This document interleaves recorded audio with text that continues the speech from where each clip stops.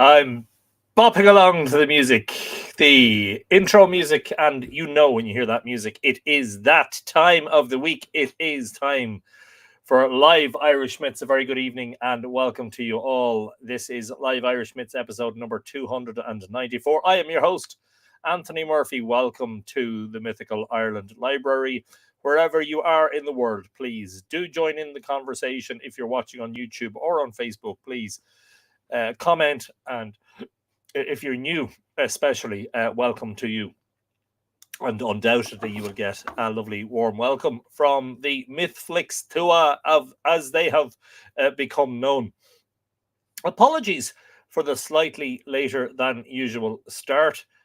We usually start at 8 p.m.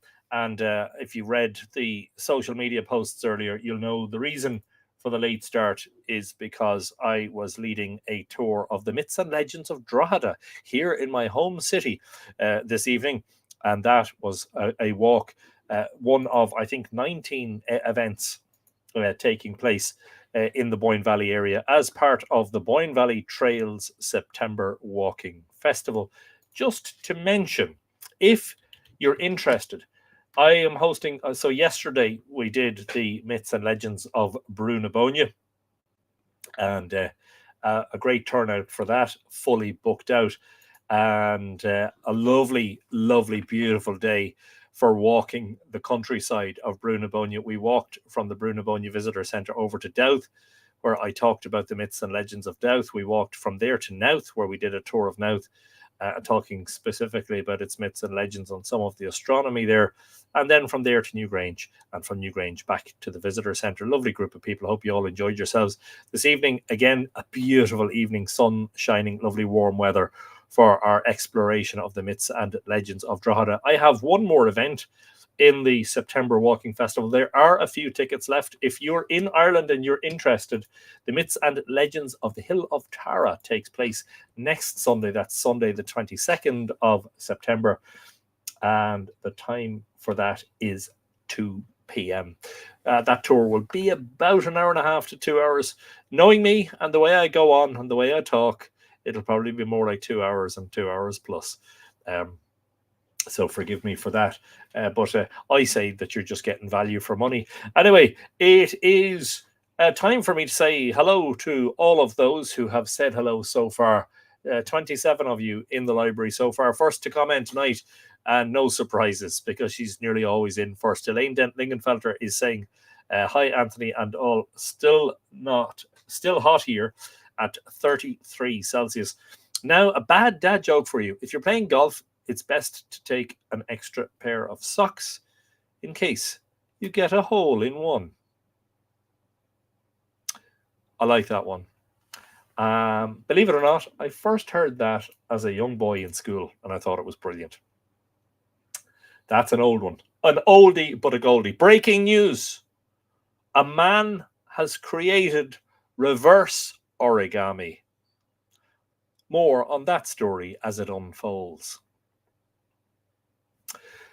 Wayne Bird is in the house. He's saying, hello, Anthony. Hope everyone is well. You mentioned binoculars and Orion in your post, and seeing it, that was in my email newsletter. If you're interested in receiving at least one email a week, sometimes two, and they're generally on the subject of mythology and legends and Irish archaeology and ancient sites and sacred sites and all the things that we talk about on Mythical Ireland. Do subscribe to the email newsletter. I'm going to share the link there in the comments so that you can join up if you haven't already done so. That's a free service. It won't cost you anything. And today's email was actually, I can't remember the word count. Let me just open it here. It was called Astronomy as a Pathway into Understanding Ireland's Ancient Stone Monuments. And that runs to 1,750 words. A lot of my emails are long read emails. So it's sort of stuff that I think you'll be very interested in. Anyway, Wayne tells us that he says that the stars of Orion were standing out like diamonds twinkling. It looked like they were all out on parade, and the planets again were outstanding. Need to get a big pair like yours, Anthony, and get a big tripod too. Yeah, well, the only advice is if you're going to get a pair of giant binoculars, I've shown you them before. They're very big and very heavy, and you must have a sturdy tripod for them. An ordinary small camera tripod will not do the job. The tripod that I use for the giant binoculars is a very large sort of a camcorder tripod, the sort of thing that would be capable of holding quite a large and heavy broadcast quality TV camera. Red Monkey Blue 72, fantastic handle, by the way, says, good evening. Not sure that we've seen you before. You're very welcome to Live Irish Myths. And as I was just saying, please do consider subscribing to the email newsletter. And also, if you're watching on YouTube, do remember to subscribe to the channel, because you'll get notified of any future video uploads and, of course, our weekly live streams. Henry McCauley says, oh my God, I'm early. Well, it's better to be early than late, in my view. We have a red book for people who are late. Should we have a red book for people who are early? I don't think so. We can't punish people for being early. But you get to hear some of that boppity-bop music before we start, you know. Welcome, Henry. Lily Shambles is in the house. Evening. Hope all are well. And you had pleasant weather for your walk this evening. It was beautiful. Sunshine, about 21 Celsius. It got a bit cooler. At the end of the walk, the sun had gone down and the full moon was coming up beside Millmount. Which was really nice to see. So yeah, I'm very happy about that. Lily, I hope you're in good form. And Scott Doherty's in the house. Happy Monday, everyone, and a very happy Monday to you, and of course to Bill and anyone else in that part of the world. And you're very welcome to the live stream. Night Owl is saying, hi, hey, hope there'll be a Samhain one for Halloween. Yes, if you're talking about a Samhain-themed Live Irish Myths episode, we usually do that. So, absolutely, I think that will be the case. Nora Gaffney O'Connor says, Gia Yiv Golair, I am on time. Yoo-hoo. No black/red book for me. Lovely swim today. It was lovely, sunny and warm today. I know. Indian summer. Let's hope it lasts. It's due to be a good week, according to the forecast, so let's hope that they're not wrong. Tuesday Thompson is wishing us all a happy Mythology Monday. Well, a happy Mythology Monday to you, and a happy Tuesday to you too. Gialach Nambroch rising in Scotland. The Badger's moon. Yes, beautiful moon this evening. You may know that tomorrow night is the full moon. And European time, or Irish time, in the early hours of Wednesday morning, there'll be a partial eclipse of the moon in which a tiny amount of the earth will cause a little bit of shading on the moon. It's nothing to get really excited about, but you may notice that the moon will be a bit duller than normal. But it's sort of between 1 o'clock and 4 o'clock in the morning. So I'm not sure how many of us in Ireland will be watching it. Not sure how visible that will be in the States. It'll be at a better time for you. Hang on. Wednesday eclipse USA. Well, according to the headlines, you will see it. So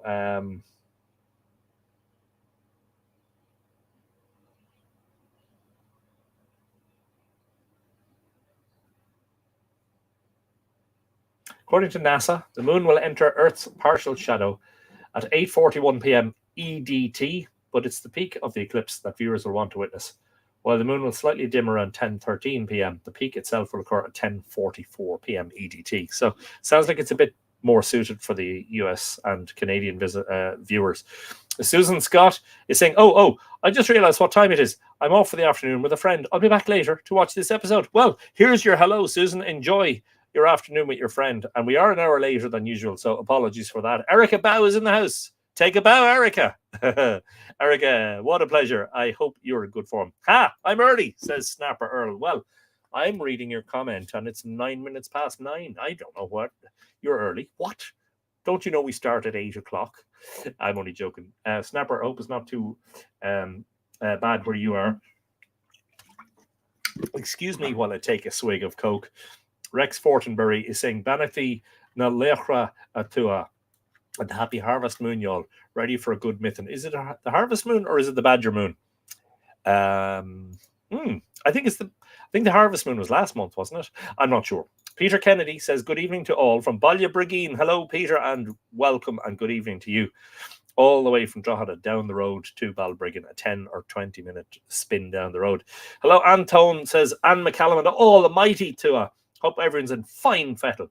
We've been having warm, sunny weather with no drop of rain for days now. Today's no exception. Sunny and 27 Celsius. Next 10 days, forecast sunny, high 20s, no rain.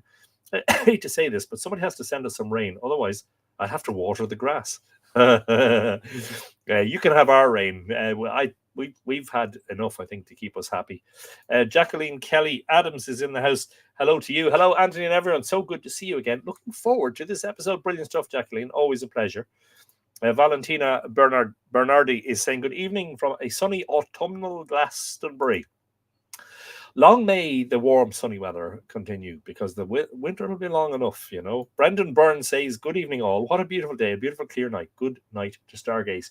Yeah, so there's a forecast for Aurora Borealis. Apparently, it's on its way. It hasn't arrived yet, but unfortunately, cloud has encroached across the country, and just in the last 20 minutes or so, it has... it's cloudy outside here after what was a beautiful evening. So unfortunately, it looks like any aurora might be blocked out by the clouds. But we will check as soon as the episode is finished and see maybe if there's some pictures that we might take. Who else is here? Tom King is in the house. On Gowa, the smith of the forge of the smooth road. Hello there, Anthony and the mighty Tua. Oh, there's a beautiful moon looking in over the Boyne Valley. Looking forward to story time. Enjoy. Yeah, fabulous. A beautiful moonrise. At the end of our walk, the moon was coming up beside Millmount, and I did not have my camera with me, so I just took a phone shot. And look, it is what it is. It's a phone shot. But better than nothing. Mariana Dunn is in the house. Banachty, dear Tua and Anthony, on the road from central New York State to Alexandria, Virginia, after a week at Cayuga Lake. Wow. Well, safe driving, Mariana, and don't get distracted too much. Hope you can listen on your way at least. We'll keep you company, and I hope we don't say something that's absolutely hilarious that drives you off the road, that makes you laugh out loud. I heard that hole-in-one for my 7-year-old grandson this weekend. Yeah. Oh, that's an old joke. As I say, the oldies are the goldies, some of the best. That's the reason people are still telling them. It's because they're funny. Edina Sparks is saying, afternoon, Anthony and the Tua. It's a nice, soft, rainy day here. Lovely change from the heat. Hope everyone is having a good Monday. Well, I'm glad that the drop of rain is welcome. And happy Monday to you, Edina. Also, Desiree Riley is in the house. Hello to all the Tua. Happy to be tuning in. We're always delighted to have your company, Desiree. Or should I say Desiree, if I was saying it right, which I had never done. And you'll probably hear the doggos. I know Mr. Coda has been barking there. So no doubt Amadeus will hear Coda and maybe Saskia before too long. Daisy Peters says, good evening, Anthony, and everyone who's watching this amazing live. Thanks always, Anthony. Brilliant stuff, Daisy. Such a pleasure, as always, to see you in the library. The moon was nice last night. Around 4 a.m. It was orange, says Night Owl. Wow. Very nice. Just wrapped up another tour. Wow. Tom King and myself both busy with the tours. Good complaint. David Powderly is saying, hello, Anthony, and all the tour from the foot of Nouth on the eve of the full moon. Nouth. Are you actually at the monument? If so, look at you. Wow, what an evening to be at Nouth with the moon. I'd love to be out there taking pictures right now. David, good evening to you. Alan Hoskins, or do you live close to Nouth, is saying, hi, Anthony. Hi, everyone from Ballina, Killaloo. Good to be here with the Tua, and thanks to everyone who wished me a happy birthday last Tuesday. Great day had, thoroughly spoiled. Hope ye all well. Yeah, it was my pleasure to sing a happy birthday to yourself and Anne. What a great time that was. Harvest Moon, says Steve. I don't know the names of the moon. I'm an astronomer and I don't even know the names of the moon. Wow. Richard Burgess is in the house saying hello to everyone from the land of Rip Van Winkle. Just finished your first 2 monographs, Anthony. Can't wait to start your Fornox book. Brilliant stuff, Richard. Glad that you enjoyed them. And of course, glad that they arrived there safe and sound. Just a reminder to anybody who's interested in buying any of my books, you can get them on the Mythical Ireland website. And of course, any books that leave this desk to be put into the postal system will be signed by the author. I will share a link where you can purchase my books if you are so interested. Thank you, Richard. And really, I hope that you greatly enjoy the Fornox book. It's a lot bigger than the other 2 monographs, but the first ever book published about Fornox, it really needed to be to tell the story. And a little hello from Coda. There you go. You heard it. Yes, indeed. he's making his voice heard. Now, pardon me if I mispronounce it, but Futela Mayeni is saying, we've just had lovely rain in the northwest of South Africa. Wow. A very good evening to you. I'm not sure if we may have had one or two over the past 4 years, viewers from South Africa, but it is a rare event and a great pleasure for us to welcome you into the library this evening. Hope you enjoy the live stream, and you're very welcome. Mavanwe Millward is saying, good evening, everyone. Beautiful sunshine in Wales this morning, but now I'm further south and back in Bristol. Disappointed I could be missing a sighting of the Aurora Borealis this evening. Yeah. Predicting Aurora is not an exact science. Sometimes, the bursts from the sun look like they're coming this way, and and then we might get a glancing blow, or it doesn't happen. Sometimes it does happen as predicted. Apparently, it's late arriving, but the BZ has turned south, which apparently is a good sign. But the KP index right now is only 2.33. At our latitude, that is in the Republic of Ireland, we're between 53 and 54 degrees north. We need the KP index to be at least 5 to see Aurora, and preferably above 6. And when it's above 7, we definitely see them. So long as it's not cloudy, and given that it's cloudy in a lot of Ireland this evening, chances are we won't see them. What do you use for your Aurora predictions? Well, spaceweather.com is a very reliable website in terms of seeing exactly what the conditions are right now. And it often does issue a prediction. So at the top of the page, you'll read strong geomagnetic storm predicted. So that's spaceweather.com. I'll paste that in. Another very good website is SolarHam. And that gives a 3-day forecast. Solarham.com. I'll paste that in. And on Facebook, I follow a couple of Aurora groups. There's one that's called Aurora Chasers Ireland, or Aurora. Well, there's one called Aurora Alerts and Updates Ireland, and then there's Irish Aurora Chasers, which is very good. There's 50,000 followers on that one.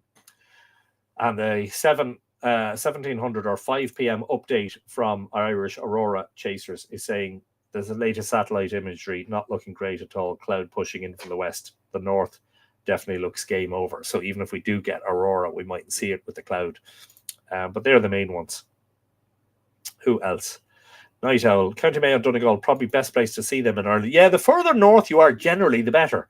But of course, it really depends on weather and everything else. And sometimes, as I say, when the KP index is 7 and above, I mean, on the 10th of May last, we saw a terrific display. We had overhead Aurora for the first time in over 20 years, and it was fantastic.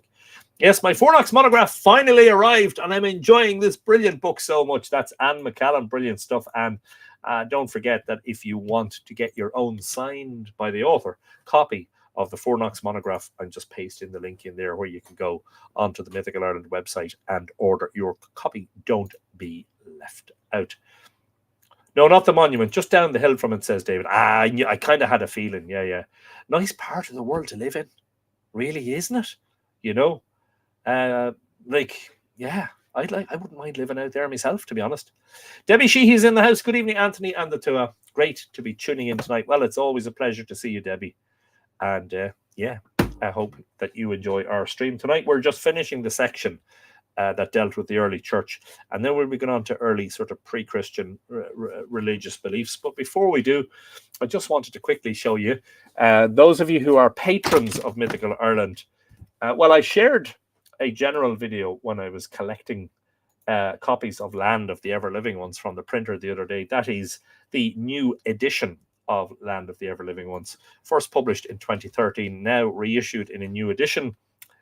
And for patrons, then, I did a special unboxing video. So the moment I saw the first copies, I basically made a video of me cutting open the box and taking out the first copies. Anyway, let me do this on the live stream to show you this beautiful. I think it's lovely. The format is lovely, and it's a pocketbook, and you'll read it in a couple of hours, and I think you'll get a lot of hope and joy and brightness from it. Anna L is in the house. Good evening, Anthony on the tour. Just tuned in now. I'm a member of both Aurora groups you mentioned. Brilliant. Yeah. And it's a great way, of course, to learn about the possibility or probability of Aurora. There it is. Look at that. Land of the Ever Living Ones. And that is my short novel, or novella, if you prefer. For me, this is one of the most positive and uplifting things I've written, along with Return to Segish. But I'd say this one pips that one because that one is more immersive and a little bit more personal. And so a lovely little story, a fireside dialogue, a conversation between a Chandri, a wise old druid, and a young boy at the fireside in ancient Ireland. And they explore all sorts of things. And the boy is so curious and inquisitive. And the Chandri is so glad and so heartened to be able to share his wisdom. And I got it done with the little French flaps because I think they are a feature of my big books like Island of the Setting Sun and Mythical Ireland and etc. And I think they make a book feel nicer. They make it feel more like a gift book. So it has the French flaps, and it's a pocket book. You could literally put it into your jacket pocket and bring it wherever you're going. And I hope that wherever you bring it, it does bring you some joy and inspiration. Land of the Ever Living Ones. I'll just read the blurb from the flap. Land of the Ever Living Ones is an extraordinary dialogue between an old man and a young boy that reaches into cosmic and spiritual realms. In one fireside conversation, they explore the universe with discussion about many different things, including natural phenomena, the mysteries of life, and the question of what happens to us when we die. The old man, Chandri, has gained much knowledge and wisdom during his life and readily imparts it to the eager young boy who is full of questions. As I'm reading the rest of it, I'll just share the link where you can now order. It was until last Friday, pre-order. Now it's just ordered. No, the book is not available in eSense and not yet available in the bookshops because I haven't got a distributor for it yet. So right now, the only place you can get it is on the Mythical Ireland website. Chearna Meo, the Land of the Ever Living Ones, was an ancient Irish name for the otherworld, the home of deities, spirits, and ancestors. It was believed to be a place where there is no sickness or old age and where happiness lasts forever. In this wide-ranging conversation, the man takes the boy on a journey into his own ancestral past, and through lesson, metaphor, story, and dream, creates for him a stunning insight into his spiritual existence and his quest for eternity. The journey is a magical and powerful one, evoking both ecstasy and melancholy for lost ancestors, for the frailties of mankind, and for the sometimes harsh lessons of worldly life. However, it is an optimistic tale, one that stirs up great hope for the eventual destiny of the boy and for all his kin. Its central message is one of hope, a reminder that light will always emerge out of the darkness and that all our struggles on this earth are not in vain. Interestingly enough, the list of other books by this author is beginning to get quite long. It's going to get to the point where I'm going to need more space for that. Island of the Setting Sun, In Search of Ireland's Ancient Astronomers. There's 3 dates on that because it was originally published in 2006, revised and expanded in 2008, and a slightly revised and updated edition published in 2020.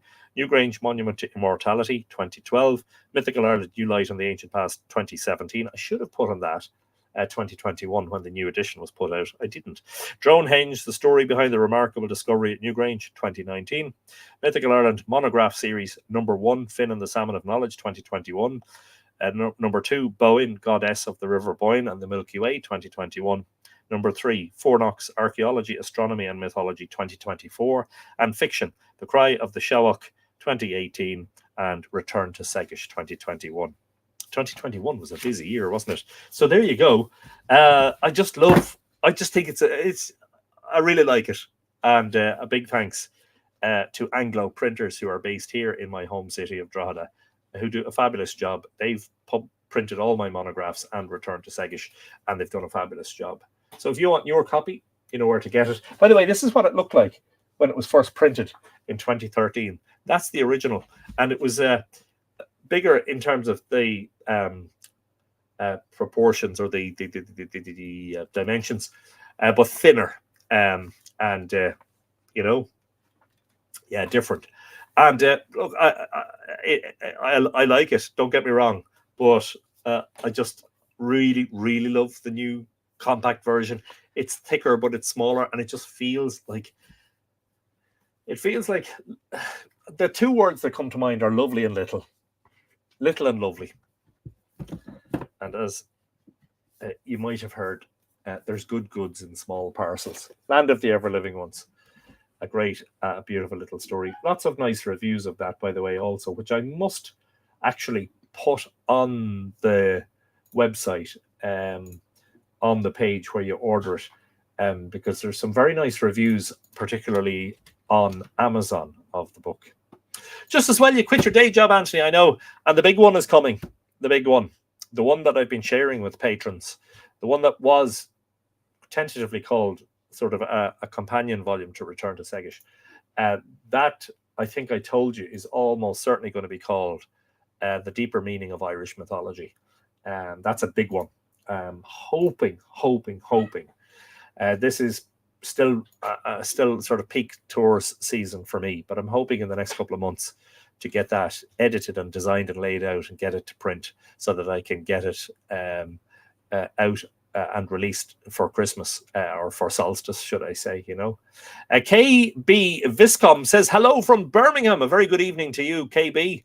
Watching on YouTube, remember to click the subscribe button so you get notified of future videos and uploads. Hope you're in good form. You look like a proud father, says Lily Shambles. Yes, indeed. We're shortly going to hear the pitter-patter. Desiree, are you listening carefully? There in the background is the pitter-patter. Spare a thought for Anna L, especially for all your friends and relatives at home.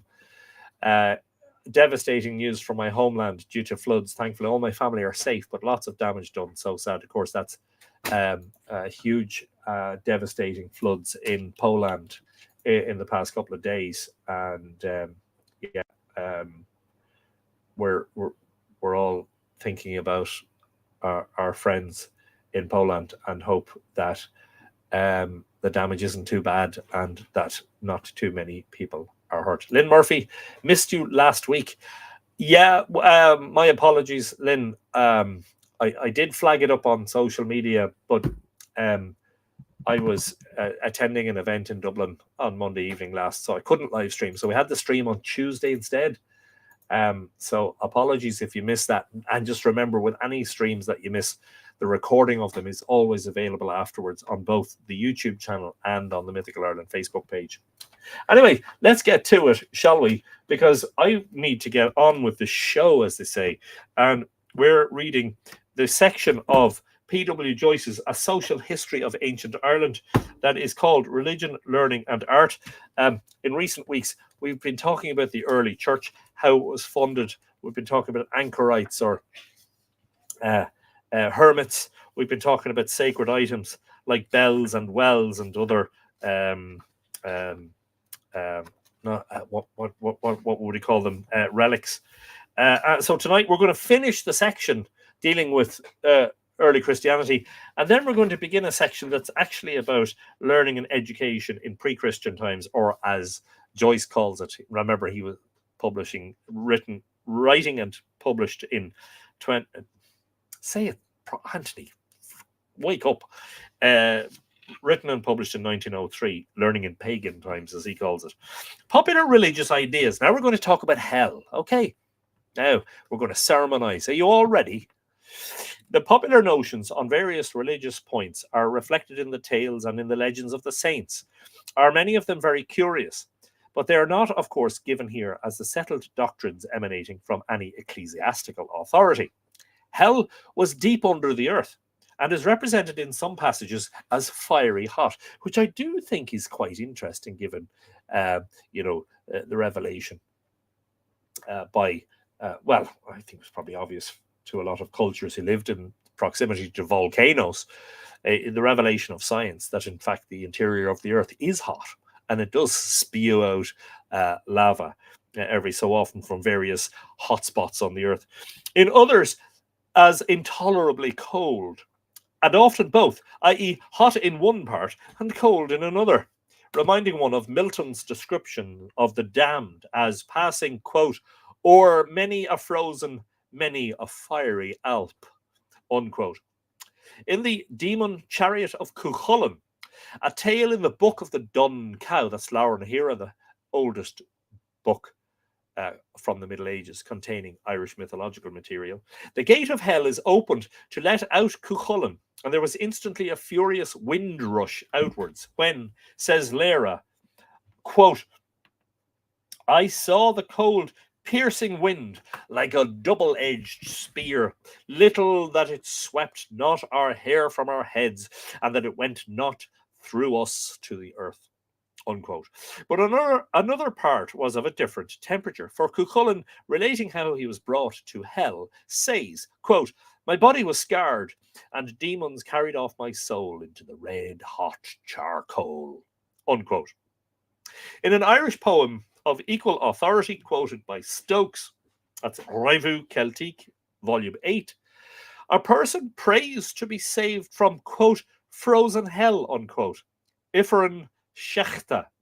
And another ancient poem quoted by one of the scholiasts on the Aura has the expression, the chilly abode of hell. A much later document, a 14th century poem in the Book of Fena, says of certain bad persons, quote, their dark, fast abode shall be the cold, flagged floor of lowermost hell, unquote. But a few lines farther on in the same poem, it is said that other persons, quote, for the evils they have done shall be put into hell fire, unquote. In a still later poem, Oisin asks St. Patrick how it is possible that Finn, the ever-generous, should now have cold hell for his house. A poem in the Irish life of St. Brendan states that anyone buried in Tuam da Golan shall not, quote, suffer the torments of cold hell, unquote. Ali has loved these recent episodes. The context is so important. I love trying to get a bird's eye view on history. Yes, indeed, which is exactly why we do it. Catherine Cleary is saying, happy to join you all from sunny San Diego, California, but actually wish I was in Ireland. This is a lovely taste until I'm there in person. Well, I hope you get here before too long, Catherine, and that if you get that opportunity, you'll enjoy it immensely, you know. There are many detailed descriptions of hell in old Irish writings, of which the following items from a sermon on the Day of Judgment in the Book of the Dun Cow may be taken as an example. Quote, a merciless seat of dark fires ever burning, of glowing coals, of smothering fogs, in presence of the King of Evil in the valley of tortures. Life all woeful, sad, foul, unclean. Numerous gluttonous, long-clawed dogs worrying the damned, cats tearing and furrowing the flesh, fiends torturing, fierce rending lions, toads and poisonous adders, hideous iron birds with long talons, stinking stormy locks, cold and hellish, red-hot flags under the feet, strangling of throats and torturing of heads. Torturing of heads. Just the heads, not the rest of the body. Interesting. Existence in hunger and thirst, in great heat, in great cold, in company of the fiends and of the household of hell. Wailing, groaning, screaming. You get the picture. Unquote. Another description, at least equally dismal, has been left us by St. Brendan, who got a peep into hell through the gate by the civility of the best possible guide, the devil. The punishment in hell had often some relation to the crime, and sometimes the very instruments followed the wretch to hell and were now turned to his own punishment. The sons of Ogham saw a man digging in a garden on one of the islands of hell, while both spade and handle were red hot, which punishment he was doomed to because while on earth he worked every Sunday digging in his garden. Wow. Should I even comment that because he dug his garden on a Sunday, the Sabbath, he was doomed to dig in hell with a spade which had a red hot handle, probably for the rest of time. Seems a little bit unfair to me, if you don't mind me saying. In some cases, the damned were freed from their tortures every Sunday, or their punishment was mitigated, a notion found also in ancient Welsh and other ecclesiastical legends. The sons of Ogham hear a number of birds singing on a Sunday and are informed that, quote, these are the souls that are permitted to come out of hell every Sunday, unquote. The same idea is found in the vision of Ogham. Even in the case of Judas, he was permitted to come to a place on Sundays where his sufferings were lightened. On one of these days, St. Brendan saw him sitting on a rugged and slimy rock over which the waves dashed alternately from east and west and drenched him. The waves from the east were of fire, and those from the west were icy cold. Wow. We may imagine his condition on weekdays. No thanks. The devil could take a variety of shapes as it suited his purpose, but when in his own natural form and character, the legends represent him much as he appears in the popular notions of the present day. He once paid a visit in disguise to St. Mulling, who soon discovered who he was and recommended him to go on his knees and pray. Ah, said he, I am not able to kneel down, for my knees are at the back of my legs. Weird. A legend in the Irish life of St. Bridget relates that the devil once ventured into the refectory where the saint and her nuns were at dinner. But Bridget miraculously rendered him visible when he appeared beside the table, quote, with his head down and his feet up, while smoke and flames issued from his gullet and nostrils, unquote, to the great terror of those nuns who saw him. And now this section, which is quite short, is called 4 Visits After Death. We are told in a legend from the second vision of Ogham that the soul, on parting from the body, visits 4 places before setting out for its final destination: the place of its birth, the place of its death, the place of its baptism, and the place of its burial. According to this, the pathetic wish of the poor old Irish woman who recently lay dying in Liverpool was granted. Just with her last breath, she begged to know from the Irish priest who shrived her whether God would permit her to pass through Ireland on her way to heaven. Wow.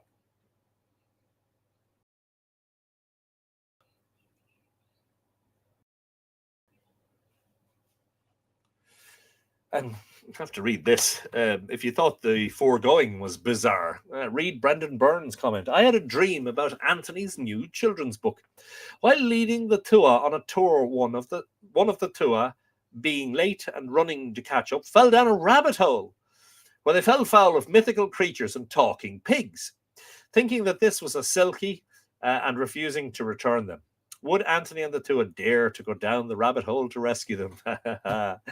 Well, I think you know me by now, Brendan. I'm more inclined to go down rabbit holes than to stay out of them, you know?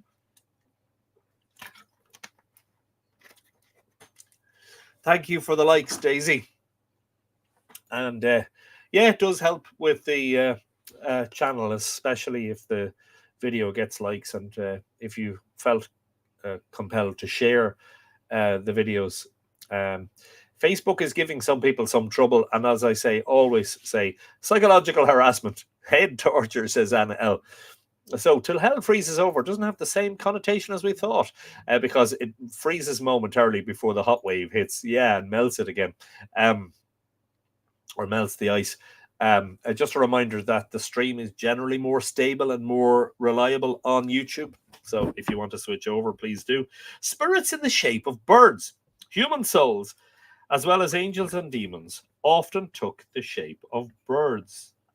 And so this is particularly interesting to me, especially in relation to the Cygnus Enigma, which is mentioned not only in Island of the Setting Sun and Mythical Ireland, but also Cygnus gets a good mention in the Fornox monograph. Those of good were white and beautiful, while wicked souls and demons often appeared as ravens or other sooty-looking birds of ill omen, which is fascinating when you think about it, because we actually know that the corvids, the rooks and the crows, are very intelligent birds, and they seem to have got a bad rap out of the whole thing. The swans, in fairness, that migrate to the Boyne Valley would have been extra appealing or interesting or curious because of the fact that they spend October to March, October, November, December, 6 months of the year away from the Boyne Valley in Iceland. And they are, of course, bigger and all of the rest. So that would have been a spectacle. But anyway, I think that the corvids get a bad rap. Centuries appear as hours. A very common ecclesiastical legend is this. A man, generally a monk, walks out into the woods. Suddenly he hears a bird singing it with heavenly sweetness over his head in a tree. He sits or lies down and listens entranced, forgetful of everything for the time. At last, when he has remained for perhaps 3 hours, as he deems it, the bird ceases and flies away, and he returns to the monastery. But there he is amazed to find strangers everywhere, and all things changed. Finally, it is discovered that he has been away listening to the music for 300 years. Oisín and Tiernan Og, anyone? Then, seeing the real state of things, he receives the last sacraments, dies, and goes to heaven. Similar legends, as we have seen, existed among the Irish pagans and indeed are found in the ancient popular literature of other countries.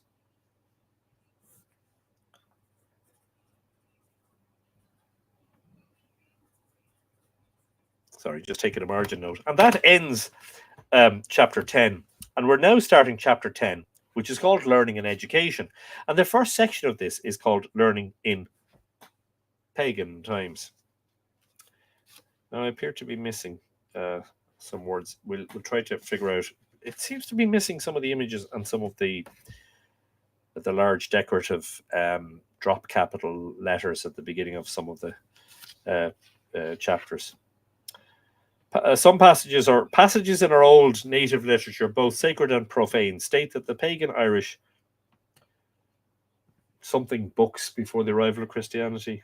In the memoir of St. Patrick, written by Murchu Machu Machteni in the 7th century, now contained in the Book of Armagh, he relates how, during the contest of the saint with the Druids at Tara, King Lera proposed that one of Patrick's books and one belonging to the Druids should be thrown into water as a sort of ordeal. Here it will be observed that Murchu's statement that the Druids had books embodies a tradition that was ancient in the 7th century, when he wrote, and it derives additional force from the fact that it is brought in incidentally. The same story is told in the tripartite life of St. Patrick. I've never seen a black swan, Lynn Murphy. No. Fascinating. What days do you be on YouTube? Monday at 8 p.m. usually. Last week we had to postpone till Tuesday. This week it's Monday at 9 p.m. because I was doing a tour. But most of the time it's Monday at 8 p.m. Irish time. The lay traditions, many of them as old as Murchu's life. I apologize. All the fresh air over the last couple of days, it's made me tired. Which are found everywhere in the historical and romantic tales and in other documents, state that the pagan Irish used Ogham writing. And we find Ogham inscriptions constantly referred to as engraved on the tombs of pagan kings and chiefs, which usually containing merely the name of the person buried, but often also his father's name, and occasionally one or two other circumstances very briefly stated. I could say, yeah, well, he says more about Ogham, but we do know more about it now, and it sort of generally seems to be sort of Latinized Irish names, and it's not really, although it might be a written language, uh, nothing more than those carved pillars, I think, was ever written in Ogham. It wasn't the sort of thing. I'm not sure that there were Ogham books. I don't think we've any evidence of that.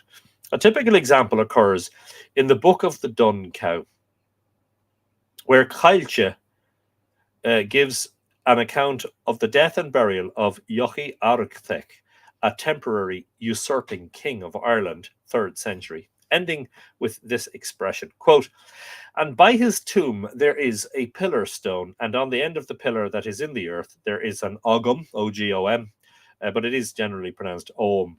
And this is what it says. Yochi Argthek is there. Cailche slew me in an encounter against Finn," unquote. Apparently he was killed and then carved his own epitaph.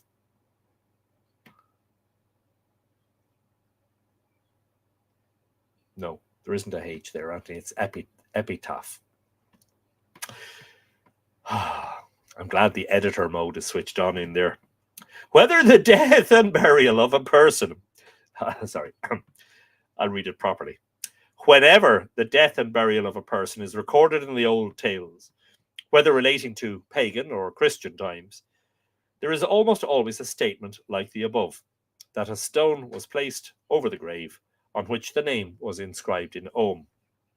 Ogham was a species of writing, the letters of which were formed by combinations of short lines and points on and at both sides of a middle or stem line called a flesk.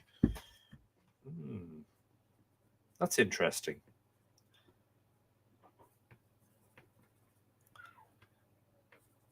Because flesk was one of the names of one of the 3 cup bearers who guarded Nectan's well, wasn't it? Flesk and Luam and Lom, or Luov and Lov, if you prefer. Scraps of Ogham are sometimes found in manuscripts. Sir James Ware says he had an old vellum book filled with Ogham characters. But so far as we can judge from the specimens remaining to us, its use was mostly confined to stone inscriptions. The groups of lines and points generally running along 2 adjacent sides of the stone with the angle for a flesk. In the ancient tales, we find it often stated that Oghams were also cut on rods of yew or oak. According to the Brehon law books, pillar stones with Ogham inscriptions were sometimes set up to mark the boundaries between 2 adjacent properties, and these were often covered up with mounds of earth. And I call those the old signposts, before we had our modern signposts. We had signposts of stone demarking the edges of territories. But nearly all the Oghams hitherto found are sepulchral inscriptions, which answer exactly to the descriptions given in the old records, as they contain little more than the names of the persons interred and of their fathers. The Ogham alphabet is called De Luis Neon, from the names of the 3 first letters representing B, L, N. The letters are nearly all named from trees, hence they are called collectively Fada, Feada, or with lenition, apparently that's pronounced Fa, Faa, or woods. And what is very remarkable, the order of the letters is totally different from that of the Latin or any other alphabet. And of course, who was it? Was it Graves, Robert Graves? Or was it Fraser? I think it was Robert Graves who popularized the 3 alphabet. But here we have it in 1903. You couldn't call that a new age idea. Between 200 and 300 Ogham monuments have been found in various parts of the 4 provinces of Ireland, but they are far more numerous in the south and southwest than elsewhere. Most of them stand in their original situations, but many have been brought to Dublin, where they may be seen in the National Museum, and a few have been sent to the British Museum. About 50 have been found in Wales, England, Scotland, and the Isle of Man. but more in South Wales and Scotland. You hear that, Mavanwy? And Scotland than elsewhere, and probably inscribed by or under the influence of Irishmen. I bet you thought I was going to say under the influence of alcohol. Yes. Flesk, somebody's asked Nora Gaffney Connor. Yeah, but without the I, it's spelled Flesc, which could be the Middle Irish version of the same word. In the Book of Ballymote is an ancient treatise on Ogham, which there is reason to believe was originally written in the beginning of the 9th century and copied into this book from some older volume. And there is a second and less important treatise in another Irish manuscript. These tracts give a key to the reading of Ogham. Independently of them, the key has been got from bilingual stone inscriptions, a little bit like what you might call the Rosetta Stone. One, at least in Ireland, and several in Wales, in which the same words and names are given in both Ogham and Latin letters, something like the Rosetta Stone. Yes, Anthony, don't preempt it. The key thus found corresponds with that given in the manuscripts. Where inscriptions have not been injured or defaced, they can, in general, be deciphered, so that many have been made out beyond all question. But as the greatest number of Ogham stones are more or less worn or chipped or broken, there is, in the interpretation of the majority of the inscriptions, some conjecture and uncertainty. We are on page 399, Mavanwy. 399. Sandra Boothroyd, your message is blank, so maybe you might want to send it again. Or your comment is blank. As to the antiquity of Ogham writing, some contend that all Oghams are purely pagan, dating from a time before the introduction of Christianity, and they will not admit the correctness of any reading that brings an inscription within Christian times. The late Bishop Graves of Limerick, a most eminent scholar, endeavoured to prove, on the other hand, that they are all purely Christian. Others, again, while admitting the use of Ogham in Christian times, maintain that this writing is a survival from the far distant ages of paganism, and that it was developed before Christianity was heard of in Ireland. I do have a book. I'm going to be careful here. I know it was gifted to me.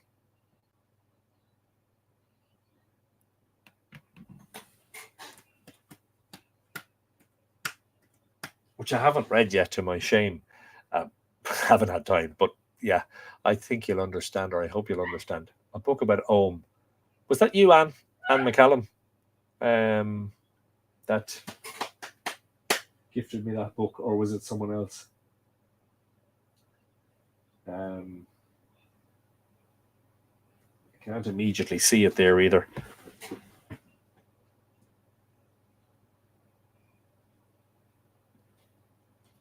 So that's maybe something we could do a separate episode about Ogham. There are the best reasons for believing that this opinion is correct, that it's a survival from paganism and developed before Christianity was heard of in Ireland. And to support it, we have the universal agreement of the old manuscript traditions, which still with still stronger linguistic evidence. Ogham inscriptions contain numerous forms of the Irish language which are identical with those in Gaulish inscriptions older than the 5th century, forms which had fallen out of use in the Irish branch of Celtic ages before the earliest of the Irish glosses were written, though many of these date from the 7th or 8th centuries.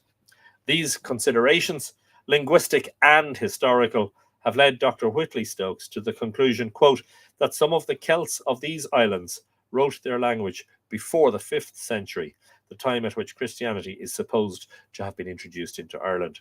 With this conclusion, Cormac McQuillan's statements agree, unquote. And of course, Cormac was the author of Cormac's Glossary, which we've talked about in lots and lots and lots of episodes. On this point, also, the Reverend Dr. B. McCarthy truly remarks, quote, in substance, the same as the present language, the Ogham script belongs to a stage centuries older than that to which, according to the progress of linguistic development, the most archaic of our other literary remains can be assigned, unquote. This fact alone, according to Dr. McCarthy, is sufficient to prove, quote, that the Irish possessed letters before the introduction of Christianity, unquote. But I think something that needs to be said in amongst all that would only have been a class of literati. That wouldn't have been most people. Most people didn't read or write in Ireland throughout history until the 20th century, you know. I don't think the writing of Ogham was a widespread practice. The necessary conclusion from all this is that Ogham stones containing such archaic forms of the language were engraved and erected by the pagan Irish long before the advent of St. Patrick. Zeus, Zeuss, not to be confused with the supreme god of the Greeks. Zeus was the Greek and Jupiter was the Roman, am I right? Zeus, who saw Ogham only in books, even with his imperfect sources of information, came to the same conclusion. He found fragments of Ogham among the glosses of the St. Gall copy of Priscian glosses written in the 7th or 8th century, and was profoundly impressed with their great antiquity. So that elsewhere he states his opinion that the Celtic people wrote in Ogham before they received the Latin letters from the Romans. On this, Stokes, having stated in his conclusion that some of the Celts of these islands wrote their language before the 5th century, says, quote, "It is with sincere pleasure that I put these notes together in 3 Irish glossaries as justifying the idea thrown out by Zeus in his preface." Unquote. Ogham, on the entrance to Uinagat, the cave of the cats, realm of the otherworld, and gateway to hell. That's in Rathcroghan. Now, I understand from what I've been told by a visitor who was there in recent days. Unfortunately, the cave itself closed because of elevated levels of carbon dioxide. Apparently, because of the way the rain has seeped down into some of the pores, that the carbon dioxide, or I don't think it's monoxide, I think it's CO2, is unable to escape. So there are elevated levels in the cave, and for safety reasons, they've had to close it for the moment. Now, if that's not correct, I'm glad to be corrected on that. So at the moment, that's hearsay. I haven't heard that officially. That's based on something, as I say, a visitor there in recent days told me. Let us now see what the written records have to say. In Cormac's glossary, compiled in the 9th or 10th century, but embodying records and traditions centuries older, it is stated that the heathen Irish kept in their cemeteries a rod called fei, F-E fada, for measuring bodies and graves, on which Ogham was inscribed, and that they were accustomed to mark with Ogham everything that was odious to them. Elsewhere, like the Fae, it says in brackets. Elsewhere, he states that a person named Lauvna cut an Ogham on a 4-square rod for Finn to give him certain information. Besides this, we find everywhere in the tales, many of them so old as to be quite pagan in character, statements that Ogham was used from the most remote times as a mode of communication between individuals, and, as already remarked, that the names of persons interred were often engraved on their tombstones.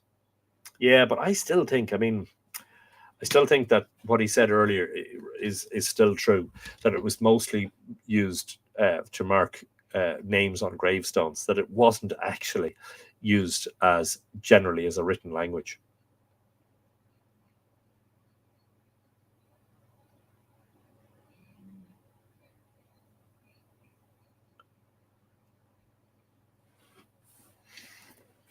Just read Mavanway's comment about Uinagat. There are many other considerations, all tending to show that there was some form of written literature before the advent of Christianity. Our oldest records testify to the existence of a long succession of poets and historians from the earliest times, and several circumstances indicate a state of literary activity at the time of the arrival of St. Patrick.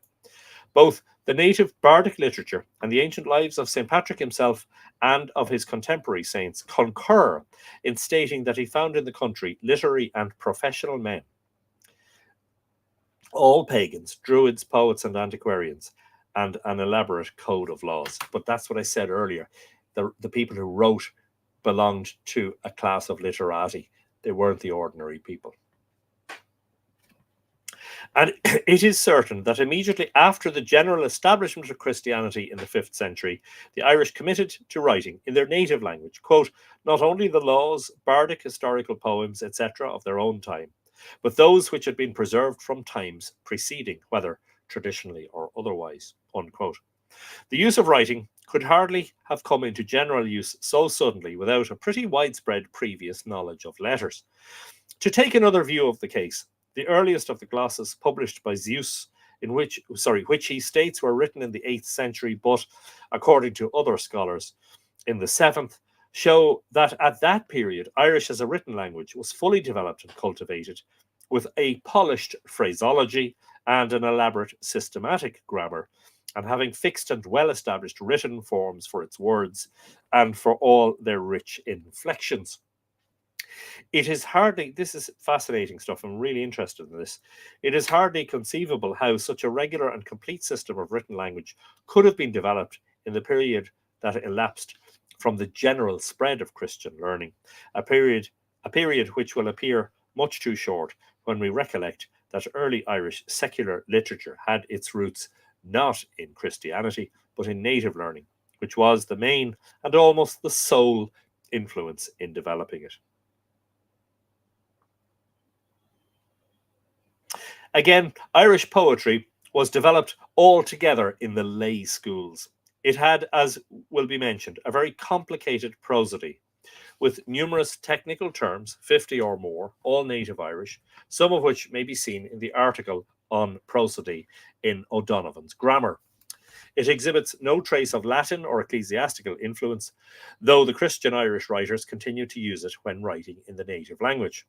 All this shows that Irish prosodial rules and technical terms, and of course Irish poetry in general, were brought to their state of completeness before the introduction of Christianity.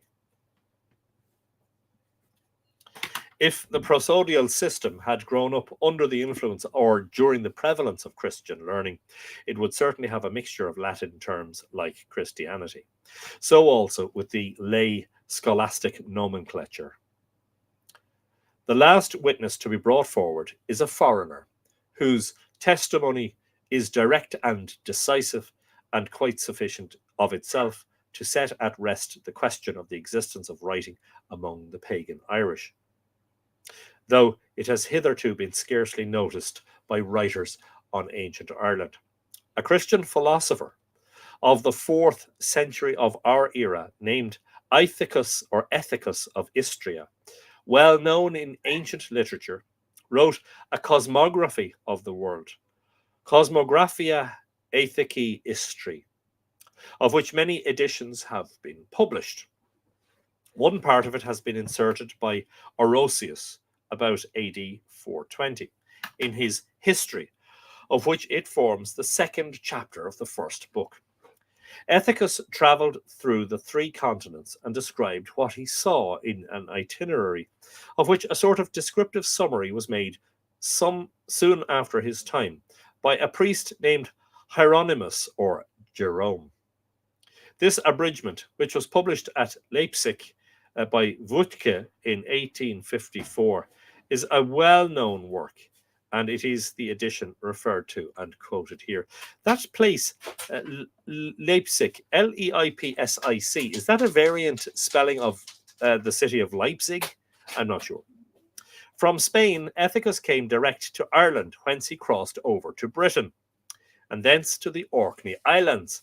He was something of a pedant, with a high opinion of his own learning, eccentric, fond of philosophic puzzles, hard to please, and very censorious. And he deliberately adopted an obscure and often a corrupt Latin phraseology merely to puzzle his readers. Sounds like a bit of a dick, to be honest. Anyway, while in Spain, he propounded some knotty questions to the philosophers there, who, he says, were not able to answer them. Ha ha ha ha, I got the better of you. In a very few obscure sentences, he seems to commend the Britons for their natural abilities and for their skill in mining and metallic arts. You listening to this, Tom King? Listen carefully. But almost in the same breath, he says they were so unlearned in book knowledge, in brackets with a question mark after it, as to be quite a horror. Imperatissimum gentem horrorem nimium. All the rest of what he has to say about Britain is devoted to minerals, which were found there in great abundance. The words about Ireland in the passage bearing on the present subject are, however, perfectly plain. Leaving Spain, quote, Hiberniam properavit et in ea aliquandio comoratus est erum volumina do I have to really read the Latin version?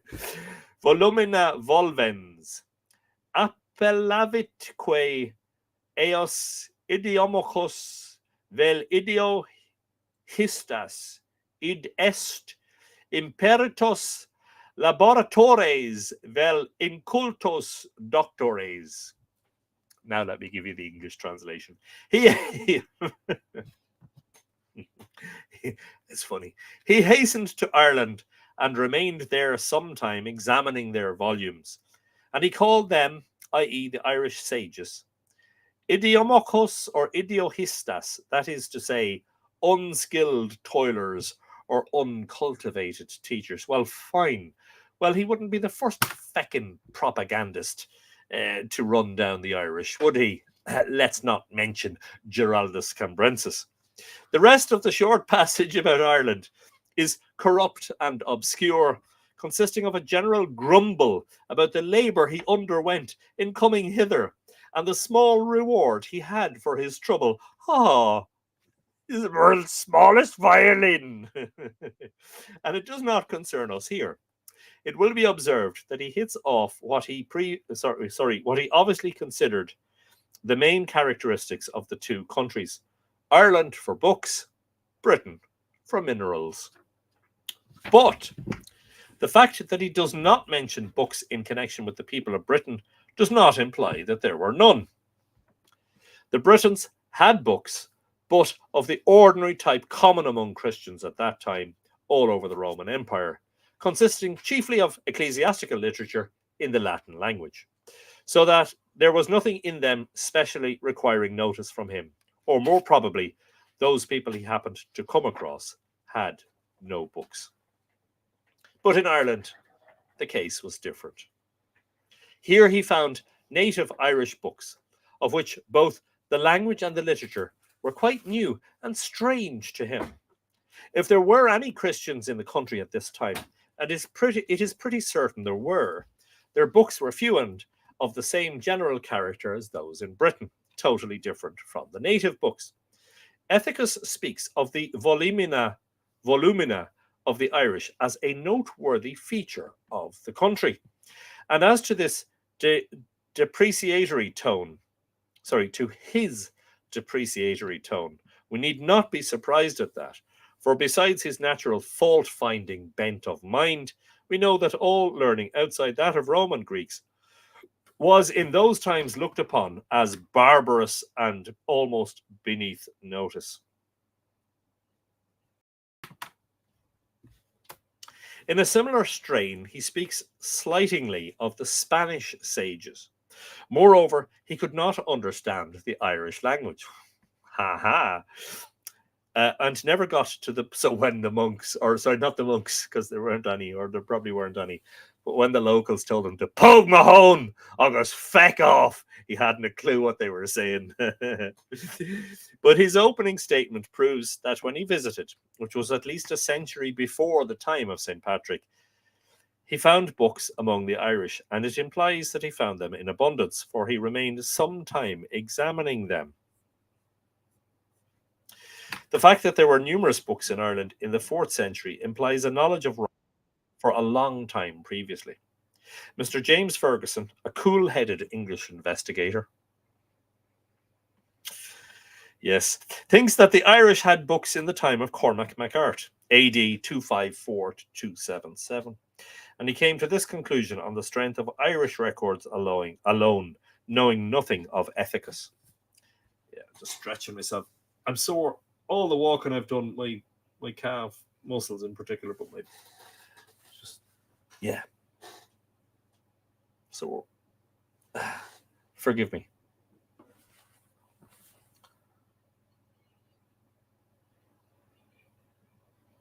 Can you read that Latin again? I think you froze. No, is the short answer, Nora. You're just trying to, yeah, look at me as I struggle through it again. But a more stable version of the reading will be on YouTube. I've no doubt about it. So maybe afterwards, if you want to go back, you can. From all that precedes, we may take it as certain. 1. That native learning was actively cultivated and systematically developed in Ireland before the introduction of Christianity. Why should we be so surprised? It's not like life begins with Christianity, you know? Newgrange predates Christianity by 4,000 years. Well, the arrival of Christianity in Ireland by 3,600, more than 3,600 years. 2, that the pagan Irish had a knowledge of letters and that they wrote their lore or part of it in books and cut Ogham inscriptions on stone and wood. But when or how they obtained their knowledge of writing, we have as yet no means of determining with certainty. I need to read that book about Ogham. I definitely do. It's a more modern scholarly work. I need to read what he says. Remember, this is published in 1903. I'm sure we know a lot more about it now. I just wonder about what he's saying here. Whether, I really don't think Ogham was widespread. It is true indeed that no books or writings of any kind, either pagan or Christian, of the time before Patrick remain, with the exception of Ogham inscriptions. But this proves nothing. For in this respect, Ireland is circumstanced, like most other countries.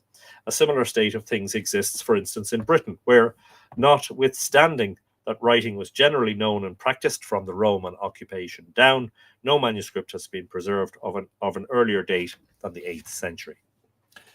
On this question, the authority of Edmund Spenser, the poet, I'm going to read one more page, and then the next section is called Monastic Schools, and we're going to leave that till next week. On this question, the authority of Edmund Spenser, the poet, cannot be considered of much value, but it is worthwhile to quote his words as representing the convictions of thoughtful men of his time, the 16th century, regarding the ancient civilization of Ireland. Quote, "It is certain that Ireland hath the use of letters very anciently and long before England.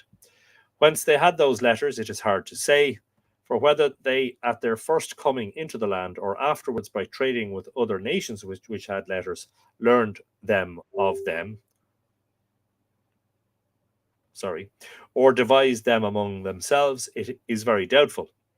But that they had letters anciently is nothing doubtful, for the Saxons of England are said to have their letters and learn them from the Irish, and that also appeareth by the likeness of the character, for the Saxon character is the same with the Irish." He goes on to say, "It seemeth that they, the Irish, had them, the letters, from the nation that came out of Spain." Wow. Spenser here mixes up the original letters of the pagan Irish with those brought over by St. Patrick and his fellow missionaries. But the passage is nonetheless instructive for that. There is nothing either in the memoirs of St. Patrick, or in Irish secular literature, or in Jerome's abridgment of Ethicus, giving the least hint as to the characters or the sort of writing used in the books of the pagan Irish. But whatever characters they may have used in times of paganism, they adopted the Roman letters in writing their own language after the time of St. Patrick, which are still retained in modern Irish. These same letters, moreover, were brought to Great Britain by the early Irish missionaries already spoken of, from whom the Anglo-Saxons learned them, as Spenser says above, so that England received her first knowledge of letters as she received most of her Christianity from Ireland. Wow. Formerly, it was the fashion among the learned all over Europe to call these letters Anglo-Saxon, but now people know better. Wow, fascinating stuff. So the Irish taught the English how to write. That seems scarcely believable. But anyway, that's what he seems to be saying. Paul Campbell is in the house. And he says the following: I hope to personally meet you someday, Anthony Murphy. As in the past, you have been a 3-time special guest of the No Name Trivia Show. Yes, indeed, I have, and greatly enjoyable it was. I think this may further cement my claim as having personally met the most No Name Trivia Show special guests, with the possible exception of hosts Joseph McGrail Bateup, Simon Fisher Becker, Paul Bolte, and Ron Dowd, in no particular order, and all tagged in Australia, except Simon, who's in the UK. How many has that been, Paul? And how many would it be if you met me in person? Wow.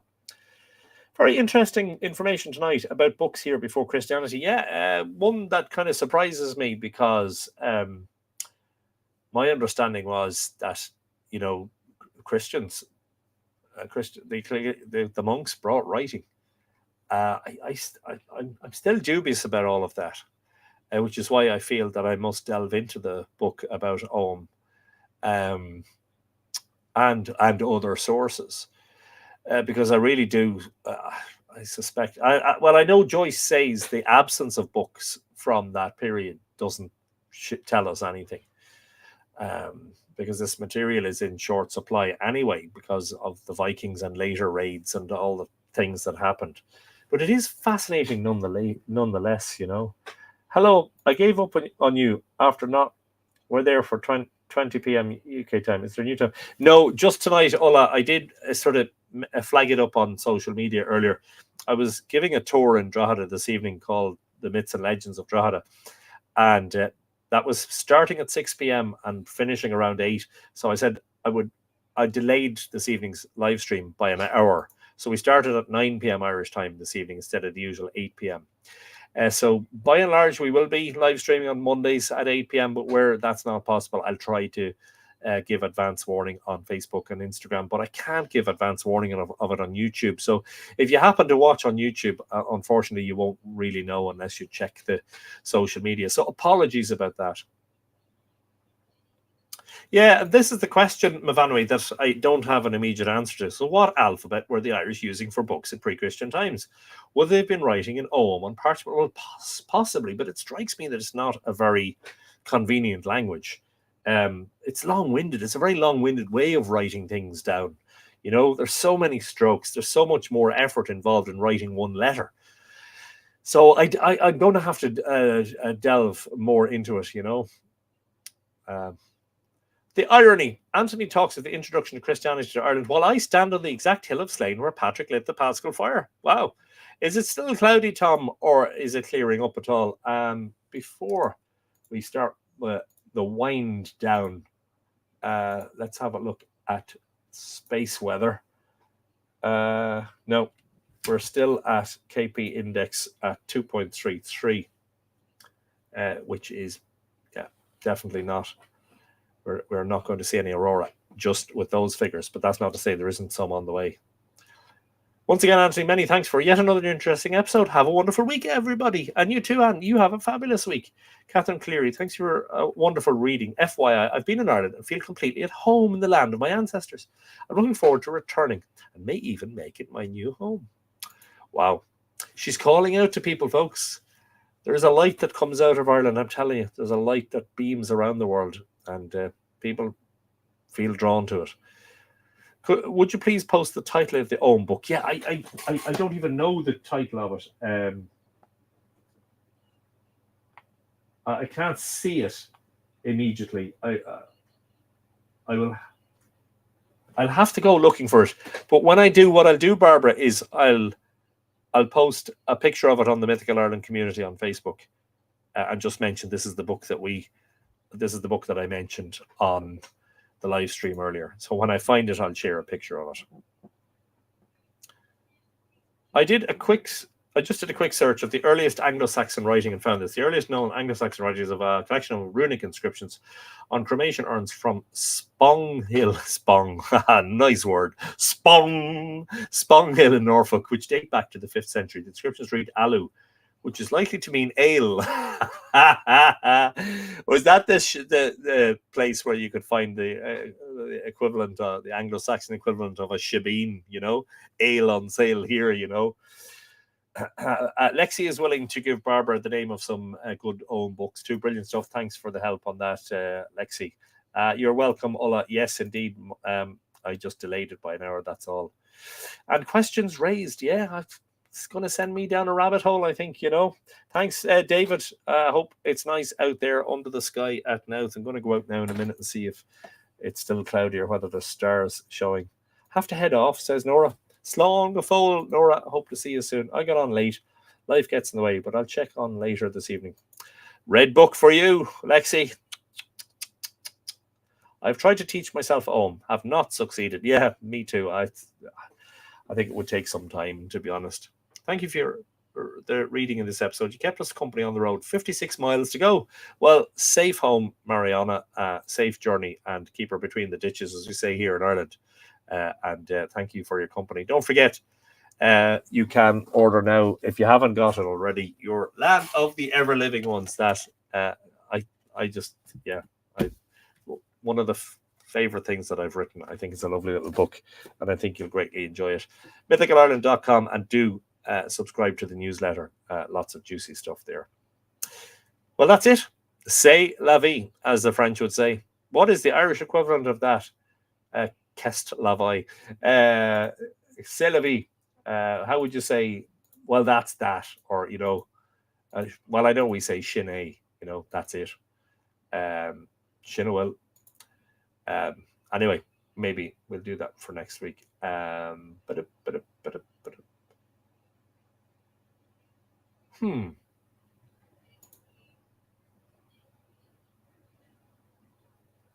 Excellent. Right. Desiree and Lily. Thank you for your company, and we'll see you all next week. Hopefully, let me just quickly check my calendar for next Monday, just on the off chance.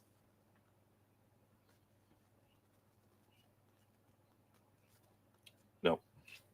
At the moment, Monday's free for the live Irish Myth stream. Okay, thank you all, folks. We'll see you next week. Thanks for your company tonight. All that remains for me to say at this point is have a fabulous week. Ikawa Kula Solve. Slán go fóill agus tó go buggy. See you all very soon. Take it easy.